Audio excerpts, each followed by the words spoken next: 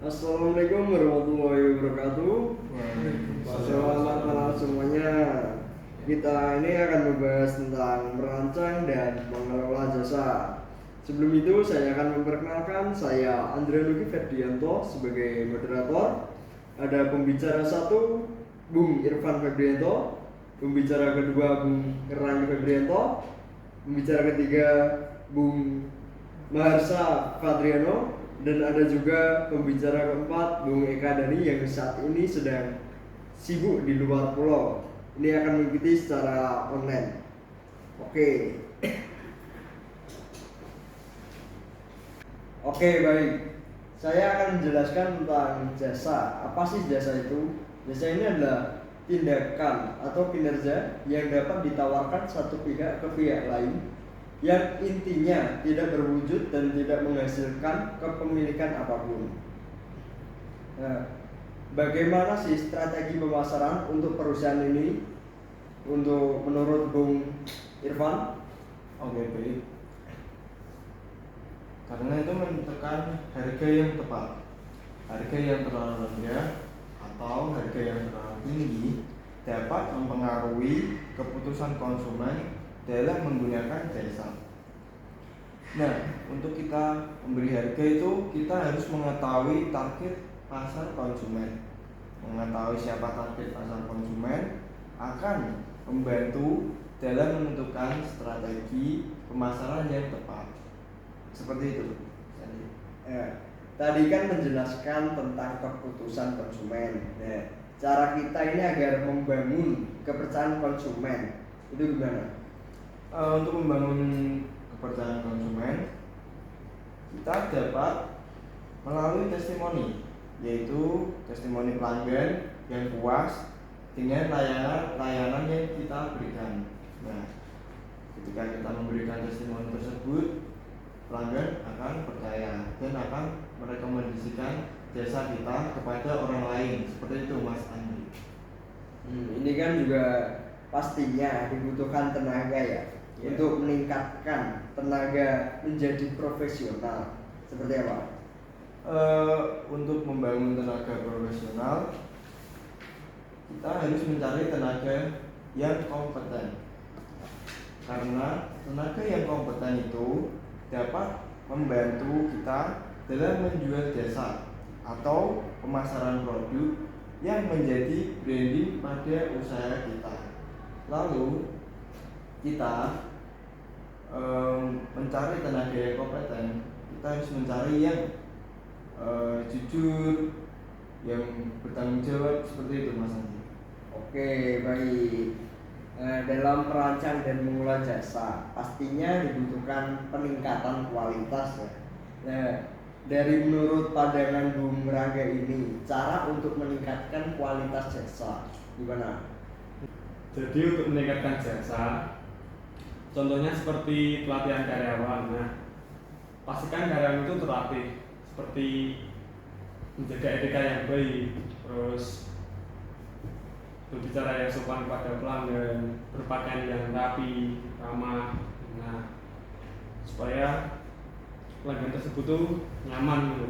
Terus sebagai karyawan kita juga harus bisa memberikan pelayanan cepat dan tanggap untuk pelanggan tersebut.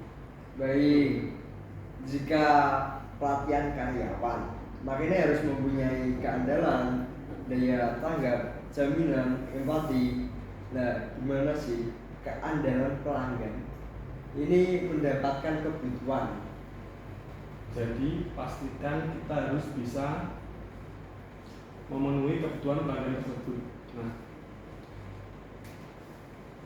supaya pelanggan tersebut itu tidak pindah dari jasa kita ke jasa yang lain. Begitu, Mas. Tadi juga saya menjelaskan kan tentang empati. Berikan seperti apa empati yang dimaksud? Empati yang dimaksud. Nah, jadi di jasa itu empati yang dimaksud seperti kita harus bisa mendengar keluhan pelayan atau keluhan pelanggan. Nah, jadi kita harus bisa memberikan solusi yang terbaik untuk pelanggan tersebut supaya pelanggan tersebut itu tidak kebingungan ke depannya. pembicara selanjutnya ya. Bagaimana pemasaran jasa ini meningkatkan hubungan pelanggan? Jadi dari materi yang saya kutip, yang pertama adalah penyediaan pelatihan materi edukasi untuk pelanggan. Nah, pemasar jasa dapat menggunakan materi edukasi dan pelatihan untuk pelanggan untuk mendapatkan kepercayaan si pelanggan tersebut. Oke, pelatihan untuk pelanggan tadi ya. Ini kan juga perlu peningkatan kesadaran. Caranya itu seperti apa? Peningkatan kesadaran pelanggan itu dapat pemasar jasa itu membangun ya, kesadaran pelanggan terhadap produk atau layanan melalui kampanye pemasaran yang kreatif. Contohnya adalah kita membangun ekonomi kreatif atau sebagainya. Tadi kan dibilang layanan kampanye nih ya. Nah, strateginya itu seperti apa? Nah, strateginya pendekatan yaitu membuat dua strategi, yaitu yang pertama strategi kebutuhan pelanggan, yang kedua strategi komunikasi. Nah, strategi komunikasi itu pemasar jasa merancang strategi komunikasi yang efektif untuk pelanggan, dan strategi kebutuhan pelanggan pemasar jasa memahami kebutuhan dan referensi masalah pelanggan melalui riset dan pemasaran langsung. Oke. Nah, ini kan saya juga mempunyai masukan ini ya tentang pemasaran jasa. Ini kan berbeda dengan pemasaran bisnis. Ini kan menjadikan produk atau barang kan. Dalam pemasaran jasa ini perlunya keterlibatan secara langsung karyawan dalam proses pengiriman, sehingga karyawan ini menjadi ujung tombak keberhasilan jasa. Tetapi dengan pesatnya perkembangan teknologi saat ini, pemasaran jasa dapat dilakukan secara digital. Contohnya itu seperti ATM ya. Ini untuk membantu konsumen melakukan pelayanan sendiri yang berkaitan dengan keuangan mereka. Nah, dari ini dibutuhkan keunggulan pemasaran melakukan dalam 3 bidang. Ini kan ada pemasaran eksternal, pemasaran internal, dan pemasaran interaktif. Berikan pendapat masing-masing menurut pembicara. Nah, untuk pemasaran eksternal menurut saya Mas Andri, pemasaran eksternal itu pemasaran yang digunakan untuk memproduksi atau mempromosikan brand atau produk yang berada di luar brand atau bisnis. Contohnya itu seperti ini, kita mempromosikan di media massa. Di media massa contohnya seperti TV, radio. Nah, yang kedua itu ada lagi kita mempromosikan di media sosial seperti di Twitter, di Facebook, di Instagram. Nah, ada lagi itu kita mempromosikan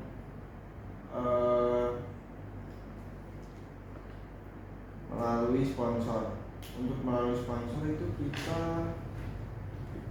seperti selebriti gitu Mas Andi. Nah, seperti itu. Oke, baik. Jadi selanjutnya adalah pemasaran internal. Jadi pemasaran internal itu cenderung ke kinerja karyawan. Ada beberapa contoh yang bisa saya sampaikan. Contohnya seperti keterlibatan karyawan. Melibatkan karyawan dalam misi dan tujuan perusahaan untuk mempromosikan dengan baik dan efektif. Begitu kurang lebih dari pemasaran internasional secara singkat.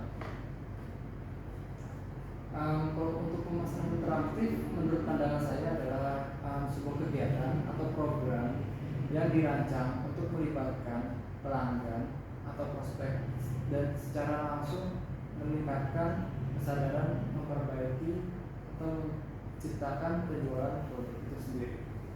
Oke, baik. Nah, ini kan juga ada yang tadi mengikuti secara online ya. Nah, ini untuk Bung Eka Dhani, menurut pendapatnya itu bagaimana kita mengetahui pemasaran jasa menciptakan merek yang kuat? Assalamualaikum warahmatullahi wabarakatuh. Saya Eka Dani Ramadan, NIM B1119 0119. Saya akan menjawab pertanyaan mengetahui bagaimana pemasar jasa menciptakan merek yang kuat. Yang pertama, melibatkan konsumen dan prospek konsumen. Cara mudah membangun brand equity adalah dengan mengetahui seberapa besar ekuitas yang dimiliki. Contoh, membuat tim customer service representatif, menyebarkan feedback form, membuat email khusus untuk menerima feedback, dan sesi Q&A di media sosial. 2. Membangun hubungan dan kepercayaan. Brand equity berkaitan dengan pengalaman konsumen, sehingga strategi membangun brand equity yang baik adalah dengan membangun hubungan dan kepercayaan konsumen. Dengan melakukan ini bisa mulai dengan membangun brand awareness dan mendorong orang-orang mencoba produk yang dibuat. 3. Membangun brand awareness. Membangun brand awareness juga termasuk sebagai strategi brand equity. Semakin baik konsumen mengenal sebuah brand, semakin kuat pula brand equity-nya. Memegang nilai brand. Contohnya, memegang nilai brand, berinteraksi dengan audiens media sosial, membuat konten gratis, menawarkan model premium, mensponsori sebuah event, dan membuat podcast. 4. Fokus pada customer experience. Menurut Adroll, berfokus pada customer experience yang baik adalah strategi lain untuk membangun brand equity. Salah satu caranya dengan fokus mencari dan mengatasi masalah yang dihadapi konsumen ketika menggunakan produknya. Dengan memberi kejutan seperti merilis produk kerjasama juga bisa menjadi salah satu dalam menjalankan taktik marketing yang dapat meningkatkan customer experience. Sekian dari saya. Oke, kita tutup pembahasan kita ini tentang merancang dan mengelola jasa. Selamat malam semuanya. Wassalamualaikum warahmatullahi wabarakatuh.